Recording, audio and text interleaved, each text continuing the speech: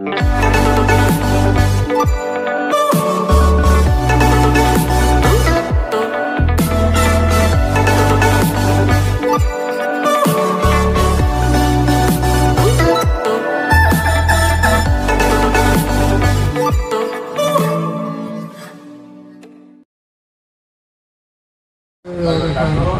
sehat buat kita semoga semua kita semua dalam keadaan sehat. Selamat datang di Jakarta International Stadium. Ya, kita mempunyai konsep untuk pembangunan ini adalah green building yang berorientasi pada sustainability. Kita punya target untuk mendapatkan platinum green chip, jadi grade tertinggi untuk green building. Jadi kalau kita bicara konsep green building, tidak hanya kita bicara bangunannya, tapi kita juga ingin membangun ini. Teman-teman bisa lihat bagaimana kita membangun spirit green attitude. Green attitude itu kita bicara hemat listrik, kemudian hemat air, pengelolaan sampah, kesehatan dalam ruangan, hemat material, dan hemat BBM. Jadi spirit ini yang kita mau bangun juga ya kepada masyarakat, bahwa kita tidak hanya membangun green building untuk berorientasi pada sustainability. Harapannya bisa menginspirasi banyak orang untuk mulai membangun, untuk selalu berorientasi ke masa depan di sustainability. Dan tidak hanya kita bicara sustainability untuk dari sisi bangunan, tapi bagaimana kita membangun green attitude. Ini yang menjadi target utama kita untuk menciptakan Jakarta Kota Sustainability City. Baik.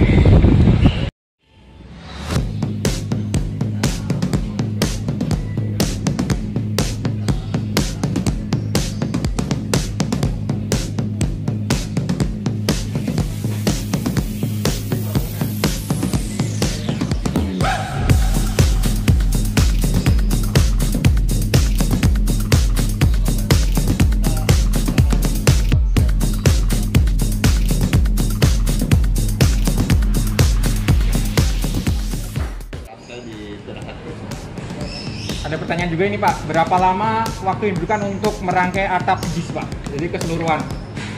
Kalau mungkin target atau sekitar bulan apa Pak? Di awal tahun depan, ya, itu sudah mulai ada proses struktur atap.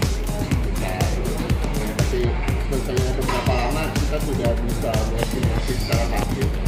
Karena namanya terjadi ketinggian itu akan terpengaruh dengan kondisi cuaca.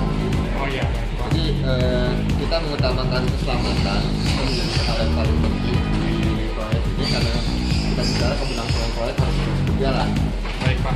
Ya kalau ada hujan yang deras ya kemudian semua yang terjadi di atas harus kita. Faktor alam juga mempengaruhi ya Pak ya. Terus untuk apa tadi? Main truk Belum. lifting truknya belum nyampe Indonesia atau gimana Pak? Lifting itu adalah metode Ya metodenya. Iya. Kalau piasannya udah jadi, ya, kemudian rangkaian atap itu sudah siap, itu diangkat.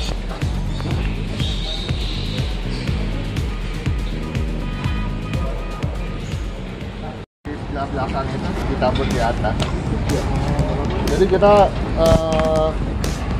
ya, rumput hybrid ini ya, untuk sintetisnya yang ini ya kita import dari Itali ya. Ini rumputnya seperti ini ya. Kemudian kita padukan dengan rumput natural ya. Ini kondisi rumput natural yang sudah tembus ya. Ini jenisnya namanya Zosia matrela. Zosia matrela ini sudah banyak dibudidayakan di Indonesia. Tadi ada yang tidak terjawab itu Pak, dari Delta Prima. Stolonnya dari mana Pak? Dari lokal Indonesia atau naturalnya dari mana? Bibit aslinya dari luar. Dari luar? Memang sudah banyak dibudidayakan di Indonesia karena cocok dengan kondisi di Indonesia. Jadi kalau di GBK Senayan itu Zosia juga, tapi nama Indonesia Zosia Geon. Kalau dia Zosia matrela.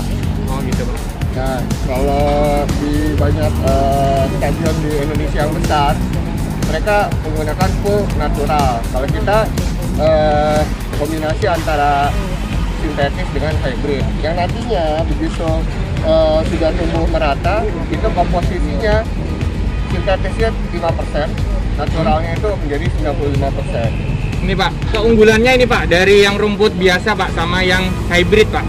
Unggulannya? Iya. Ya, ini yang kenapa menjadi standar FIFA ya. Tolong dijaga jaraknya ya. Ya, jaga jarak, jaga jarak. Kenapa rumput hybrid itu menjadi standarnya FIFA?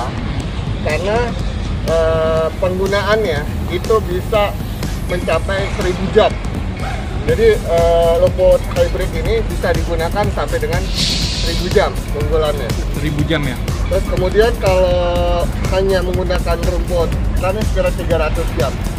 Jadi perbandingannya 300 sama 1000 ya Pak? Ya, terus kemudian kalau rumput sintetis full, ya seperti di negara tetangga kita, full sintetis, berarti kan kayak lapangan futsal. Jadi kalau kita jatuh, gesekannya lebih pedes.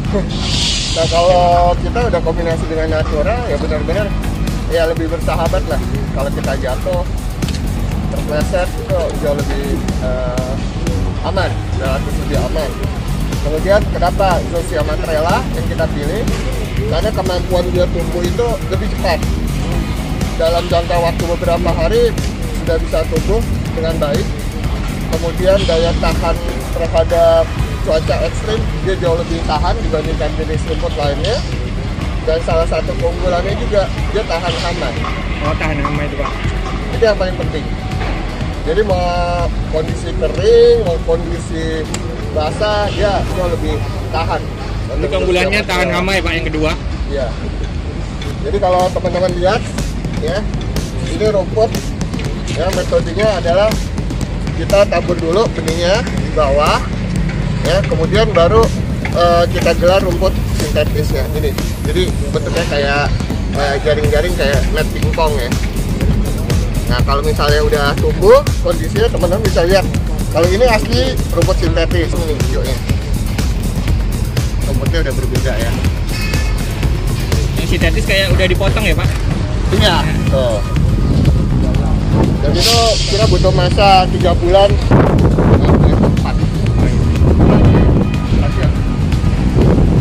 Jadi hal ini yang bisa menjawab apakah stadion ini bisa menyebabkan banjir.